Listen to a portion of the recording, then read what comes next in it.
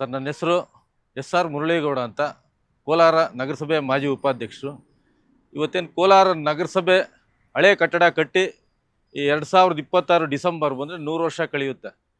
ನಾನು 2007ರಲ್ಲಿ ನಗರಸಭಾ ಸದಸ್ಯನಾದಾಗ ಅವತ್ತಿನ ದಿನದಲ್ಲಿ ಅಧ್ಯಕ್ಷರು ಸಭೆಗಳು ಮಾಡಬೇಕಾದ್ರೆ ಏನು ಮಳೆ ಬಂದಾಗ ಸೋರ್ತಾ ಇತ್ತು. ಇದನ್ನೆಲ್ಲ ಕಂಡು ಎಲ್ಲ ಸದಸ್ಯರು ಮತ್ತು ಆಗಿನ ಅಧ್ಯಕ್ಷರುಗಳು, ಆಗಿನ ಶಾಸಕಗಳೆಲ್ಲ ಸರ್ಕಾರಕ್ಕೆ ಹಲವಾರು ಬಾರಿ ಪ್ರಸ್ತಾವನೆ ಸಲ್ಲಿಸಿದರು. ಏನು ನೂತನ ಕಟ್ಟಡಕ್ಕೆ ನಮಗೆ ಅನುದಾನ ಬೇಕು ಅಂತ. ಆಗ 2017ರಲ್ಲಿ ಸರ್ಕಾರ ಸುಮಾರು 5 ಕೋಟಿ ರೂಪಾಯಿ ಮಂಜೂರು ಮಾಡ್ತು ನೂತನ ಕಟ್ಟಡಕ್ಕೆ. ಆ ಕಟ್ಟಡಕ್ಕೆ ಮಂಜೂರು ಮಾಡಿದಂಥ ಸಂದರ್ಭದಲ್ಲಿ ಆ ಕಟ್ಟಡ ಅಲ್ಲಿ ಕಟ್ಟಬೇಕಾ ಅಥವಾ ಬೇರೆ ಜಾಗದಲ್ಲಿ ಕಟ್ಟಬೇಕಾ ಅನ್ನೋ ಗೊಂದಲ ಆಯಿತು. ಆ ಸದಸ್ಯರುಗಳಲ್ಲಿ ಒಮ್ಮತವಿಲ್ಲದ ಕಾರಣ ಅದು ಸ್ವಲ್ಪ ವಿಳಂಬ ಆಯಿತು. ವಿಳಂಬ ಆಗದ ಕಾರಣ ಆ ಕಾಲದಲ್ಲಿ ಈ ಕೆಲವು ಕರ್ನಾಟಕ ರಾಜ್ಯದ ಕೆಲವು ಭಾಗಗಳಲ್ಲಿ ಫ್ಲಡ್ಸ್ ಆಯಿತು. ಹಂಗಾಗಿ ಅನುದಾನನ, ವಿಶೇಷ ಅನುದಾನಗಳನ್ನೆಲ್ಲ ಸರ್ಕಾರ ವಾಪಸ್ ತೊಗೊಂಡ್ಬಿಟ್ರು. ಅದಾದ ನಂತರ 2022ರಲ್ಲಿ ನಗರೋತ್ಥಾನ 4ರಲ್ಲಿ 35 ಕೋಟಿ ಕೊಟ್ಟರು. ಆ 35 ಕೋಟಿ ಕೊಟ್ಟಂಥ ಸಂದರ್ಭದಲ್ಲಿ ಆಗಿನ ನಗರಸಭೆ ಅಧ್ಯಕ್ಷರಾದಂಥ ಶ್ವೇತಾ ಶಬರೀಶ್ ಅವರು ಮತ್ತು ಆಗಿನ ಶಾಸಕರಾದಂಥ ಕೆ. ಶ್ರೀನಿವಾಸ್ ಗೌಡರು ಮತ್ತು ಎಲ್ಲ ನಾವು ನಗರಸಭಾ ಸದಸ್ಯರುಗಳೆಲ್ಲ ಸಭೆ ಮಾಡಿ ಕಟ್ಟಡಕ್ಕೆ ಅವಶ್ಯಕತೆ ಇದೆ, ಕಟ್ಟಡದಿಂದ ಸಾರ್ವಜನಿಕರಿಗೆ ಎಲ್ರಿಗೂ ಸಮಸ್ಯೆಗಳಾಗ್ತಾ ಇದೆ, ಕೋಲಾರ ನಗರಸಭೆಯಲ್ಲಿ ಸದಸ್ಯರಿಗೆ ಸಭೆ ಮಾಡೋಕ್ಕೆ ತೊಂದರೆ ಆಗ್ತದೆ, ಅಧಿಕಾರಿಗಳಿಗೆ ತೊಂದರೆ ಇದೆ, ಸಾರ್ವಜನಿಕರು ಬರೋರಿಗೆ ಪಾಪ ಅವ್ರು ಕೂತ್ಕೊಳ್ಳೋದಕ್ಕೆ ಇನ್ನೊಂದಕ್ಕೆ ಪ್ರತಿಯೊಂದಕ್ಕೂ ಸಮಸ್ಯೆಗಳಿದೆ.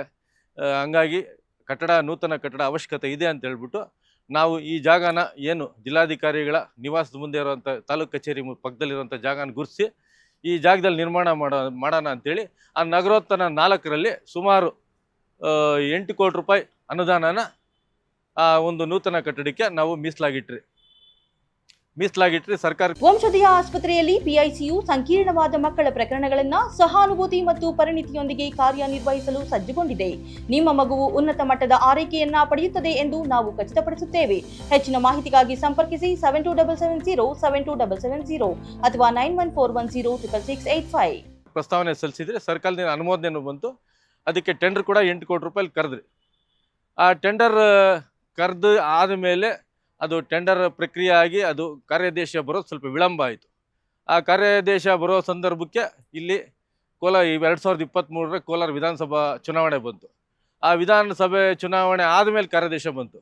ಹಾಗಾಗಿ ನೂತನ ಶಾಸಕರು ಆಯ್ಕೆ ಆಗಿದ್ದರು. ಆ ಸಂದರ್ಭದಲ್ಲಿ ಆ ಗುದ್ಲಿ ಪೂಜೆ ಕಾರ್ಯಕ್ರಮವನ್ನು ಆದಮೇಲೆ ನೂತನ ಶಾಸಕರಾದ ಆಯ್ಕೆ ಆದಮೇಲೆ ಏನು ನಮ್ಮ ಕೌನ್ಸಿಲ್ಲು ಮುಗಿದಿತ್ತು, ಮೊದಲನೇ ಅವಧಿ ಮುಗಿದಿತ್ತು. 2ನೇ ಅವಧಿಗೆ ಅಧ್ಯಕ್ಷರು, ಉಪಾಧ್ಯಕ್ಷರು ರಿಸರ್ವೇಷನ್ ಬಂದಿರಲಿಲ್ಲ. ಆಗ ಜಿಲ್ಲಾಧಿಕಾರಿಗಳು ಆಡಳಿತಾಧಿಕಾರಿಗಳಾಗಿದ್ದರು. ಆ ಸಂದರ್ಭದಲ್ಲಿ ಗುದ್ಲಿ ಪೂಜೆ ಇಟ್ಕೊಂಡ್ರು. ಅವತ್ತಿನ 23ರ ಶಾಸಕರಾದಂಥ ಕೊತ್ತೂರು ಜಿ ಮಂಜುನಾಥ್ ಅವರು ಮತ್ತು ವಿಧಾನ ಪರಿಷತ್ ಸದಸ್ಯರಾದಂಥ ಅನಿಲ್ ಕುಮಾರ್ ಅವರು ಗುದ್ಲಿ ಪೂಜೆಗೆ ಹಾಗೂ ಎಲ್ಲ ಸದಸ್ಯರುಗಳು, ಮಾಜಿ ಅಧ್ಯಕ್ಷರುಗಳು, ಸದಸ್ಯರುಗಳು ಎಲ್ಲರೂ ಬಂದಿದ್ದರು. ಆ ಬಂದಂಥ ಸಂದರ್ಭದಲ್ಲಿ ಏನು ನಾವು 8 ಕೋಟಿ ರೂಪಾಯಲ್ಲಿ ನೂತನ ಕಟ್ಟಡಕ್ಕೆ ಒಂದು ಎಸ್ಟಿಮೇಟ್ ಮಾಡಿ ಒಂದು ಡಿಸೈನ್ ಮಾಡಿದ್ರು. ಅದು ನಮ್ಗೆ ಎಷ್ಟು ಅನುಕೂಲ ಬೇಕಾಗಿತ್ತೋ ಅಷ್ಟಕ್ಕೆ ಮಾತ್ರ ಮಾಡಿದರೆ. ಆದರೆ ಶಾಸಕರು, ವಿಧಾನ ಪರಿಷತ್ ಸದಸ್ಯರು ಇಲ್ಲ, ಇದು ದೊಡ್ಡದಾಗಿ ಮಾಡಬೇಕು, ಇದು ನಗರಸಭೆ ಕಟ್ಟಡ ದೊಡ್ಡದಾಗಿರಬೇಕು, ಮುಂದೆ ನಗರ ಪಾಲಿಕೆ ಆದರೆ ಅನುಕೂಲ ಆಗಬೇಕು ಅನ್ನೋ ದೃಷ್ಟಿಯಿಂದ ಅವರು ಇದನ್ನು 18 ಕೋಟಿಗೆ ಮತ್ತು ರಿಯಾಕ್ಷನ್ ಪ್ಲ್ಯಾನ್ ಮಾಡಿದ್ರು. ರಿಯಾಕ್ಷನ್ ಪ್ಲ್ಯಾನ್ ಮಾಡಿ ನಾವು ಅನುದಾನ ತರ್ತೀರಿ, ಇನ್ನು 10 ಕೋಟಿ ರೂಪಾಯಿ ನಾವು ತರ್ತೀರಿ, ಈ 8 ಕೋಟಿ ರೂಪಾಯಿ ಕೆಲಸ ಆಗ್ತಾ ಇರಲಿ ಅಂತೇಳಿ ಕಾಂಟ್ರಾಕ್ಟ್ರ್ ಕೈಲಿ ಕೆಲಸ ಸ್ಟಾರ್ಟ್ ಮಾಡಿಸಿದ್ರು. ಕಾಂಟ್ರಾಕ್ಟ್ರು ಅವರು 8 ಕೋಟಿ ರೂಪಾಯಿ ಕೆಲಸ ಕಂಪ್ಲೀಟ್ ಮಾಡಿದ್ರು. ಆ 8 ಕೋಟಿ ರೂಪಾಯಿ ಕೆಲಸ ಬರೀ ಸ್ಕೆಲಿಟನ್ ಏನು ಪಿಲ್ಲರ್ಸ್ ಹಾಕಿ ಮೋಲ್ಡ್ ಹಾಕಿ ಇಷ್ಟು ಮಾತ್ರ ಕೆಲಸ ಕಂಪ್ಲೀಟ್ ಮಾಡಿದ್ರು. ಅವ್ರಿಗೆ ಒಂದು ಸುಮಾರು ಕಂಪ್ಲೀಟ್ ಕೆಲಸ ಅಷ್ಟು ಅವ್ರು ಏನು 8 ಕೋಟಿ ರೂಪಾಯಿ ಪ್ರಮಾಣ ಕೆಲಸ ಕಂಪ್ಲೀಟ್ ಮಾಡೋಷ್ಟರಲ್ಲಿ 10 ಕೋಟಿ ರೂಪಾಯಿ ಅನುದಾನ ಬರಲಿಲ್ಲ. ಸುಮಾರು 1 ವರ್ಷ ಕಳೆದೋಯ್ತು. ಈ ಕಟ್ಟಡ ಕೆಲಸ ಕಾಮಗಾರಿ ಸ್ಥಗಿತಗೊಂಡಿದೆ. ಯಾಕಂದರೆ ಅನುದಾನ ಬಂದಿಲ್ಲ ಅಂತ, ಅಂದರೆ ಎಕ್ಸ್ಟ್ರಾ ಅನುದಾನ ಬರಲಿಲ್ಲ ಅಂತ. ಈಗ ಏನಾಗಿದೆ, ಈ ಕಟ್ಟಡ ಇದೇ ರೀತಿಯಲ್ಲಿ ಕಟ್ಟಡ ಸ್ಕೆಲಿಟನ್ ಆಗಿ ಏನು ಕಾಂಕ್ರೀಟು ಪಿಲ್ಲರ್ಸು ಮೋಲ್ಡ್ ಆಗಿ ಅರ್ಧಂಬರ್ಧಕ್ಕೆ ಬಿಟ್ಬಿಟ್ರೆ ಈ ಕಟ್ಟಡಕ್ಕೆ ಶಕ್ತಿ ಕಡಿಮೆ ಆಗುತ್ತೆ ಮತ್ತು ಆಯುಷು ಕಡಿಮೆ ಆಗುತ್ತೆ. ಆ ಥರ ಎಲ್ಲ ಕಟ್ಟಡನ ಅರ್ಧಂಬರ್ಧಕ್ಕೆ ನಿಲ್ಲಿಸಿ ಬಿಟ್ಟರೆ ಸಮಸ್ಯೆಗಳಾಗುತ್ತೆ.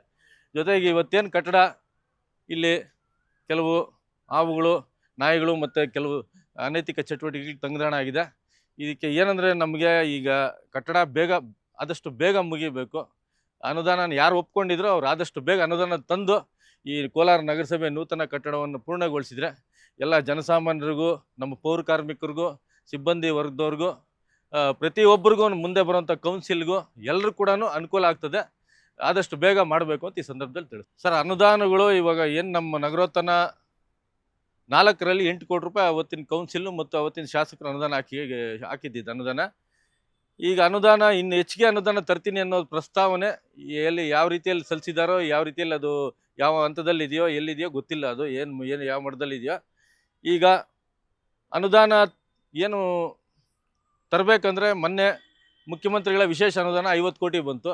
ಅದರಲ್ಲನ ಇದನ್ನು ಸರಿದೂಗಿಸ್ಕೊಬೋದಾಗಿತ್ತು. ಇದಕ್ಕೆ ಎಲ್ಲೋ ಒಂದು ಕಡೆ 10 ಕೋಟಿ ಕೊಡ್ಬೋದಾಗಿತ್ತು. ಆ ಕೆಲಸನೂ ಆಗಲಿಲ್ಲ. ಇನ್ನು ವಿಶೇಷ ಅನುದಾನ ಪೌರಾಡಳಿತ ಸಚಿವರು ಕೊಡಬೇಕಿದೆ, ಇಲ್ಲ ಮುಖ್ಯಮಂತ್ರಿಗಳು ಕೊಡಬೇಕು. ಇದು ಯಾವ ಪ್ರಯತ್ನದಲ್ಲಿದ್ದಾರೆ, ಹೆಂಗಿದ್ದಾರೆ ಗೊತ್ತಿಲ್ಲ. ಯಾಕಂದರೆ ವಿಶೇಷ ಅನುದಾನ ಇದು.